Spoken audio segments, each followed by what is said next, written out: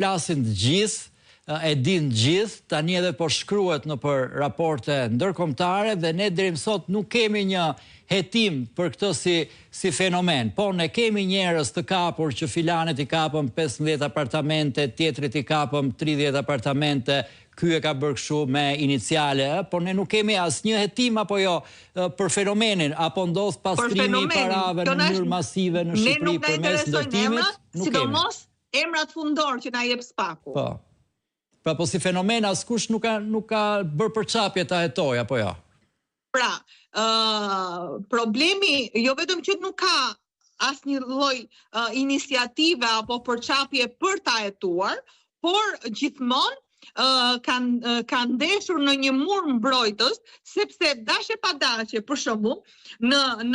kallëzime të tjera që kam bërë unë, se ky është kallëzimi 85 që unë çoj në SPAK, në kallëzime të tjera, në një formë apo në një formë tjetër, unë e kam ngrit shqetësimin e ndërtimeve antiligjore, të cilat jo vetëm nuk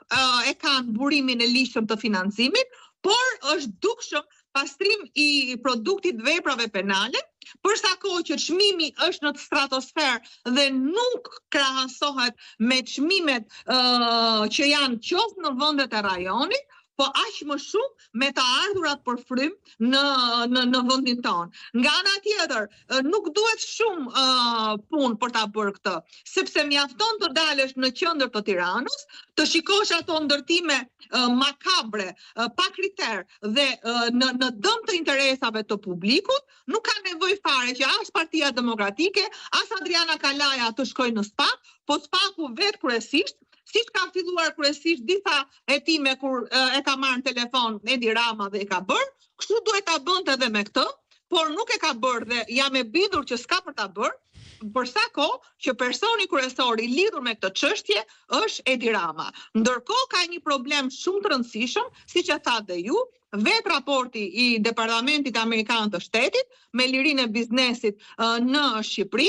ka ngritur pika shumë alarmante, të cilat ne në fakt i kemi ngritur në mënyrë sistematike, i kemi ngritur dhe denoncuar edhe me fakte dhe me prova, por jo vetëm thash nuk janë marrë në konsiderat nga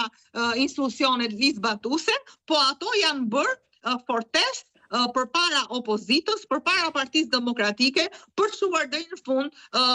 hetimin në lidhje me këtë skandal kaq të madh që thash nuk cënon vetëm sigurinë e vendit tonë, po cënon tashmë dhe prandaj dhe kanë filluar dhe ndërkombëtarët të reagojnë kaq shumë, sepse cënon dhe interesin qoftë vendeve të Europës, po qoftë dhe deri në Shtetet Bashkuara të Amerikës. Dhe nga ana tjetër po të shkojnë edhe lufta me krimin e organizuar, me kartelet e drogës që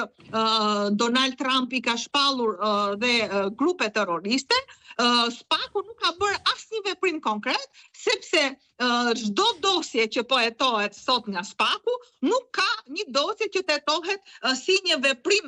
me iniciativë të SPAK-ut, por janë të gjithë dosje të cilët kanë ardhur nga partnerët tanë ndërkombëtar. Dhe po kështu është shumë e rëndësishme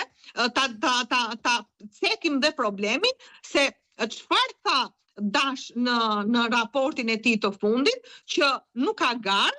fituesi është i paracaktuar dhe ligjet bëhen me porosi. Kjo është, po të thuash, 90% e objektit të kallëzimeve që unë kam bërë në 84 prej tyre, bashkë me të soshmin 85, në SPAK, dhe është patjetër që duhet vihet alarmi nga